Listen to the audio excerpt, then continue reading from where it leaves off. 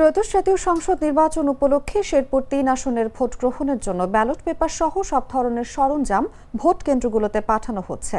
বুধবার দুপুর ১২টা থেকে শ্রীবর্দী ও ঝিনাইগাতী উপজেলার নির্ধারিত কেন্দ্রে ব্রিফিং শেষে প্রিজাইডিং কর্মকর্তাদের কাছে এসব সরঞ্জাম হস্তান্তর করা হয়।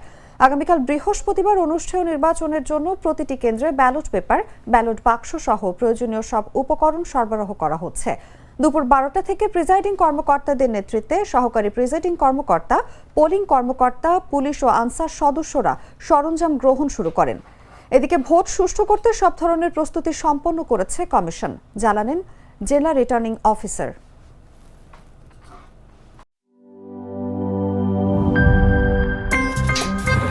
আমার একটা স্মার্ট সিদ্ধান্তে 25% গ্যাসের খরচ কমেছে। ভাবছেন কিভাবে? সাধারণ গ্যাস স্টোভ বদলে আমি এনেছি আরএফএল গ্যাস স্টোভ। এর সাইন্টিফিক নজল ও ব্রাস বার্নার ক্যাপ সমানভাবে তাপ ছড়িয়ে রান্না করে দ্রুত, তাই গ্যাসও বাঁচায় 25%, টাকাও বাঁচে 25%। আরএফএল গ্যাস স্টোভ নিরাপদ ও গ্যাস সাশ্রয়ী।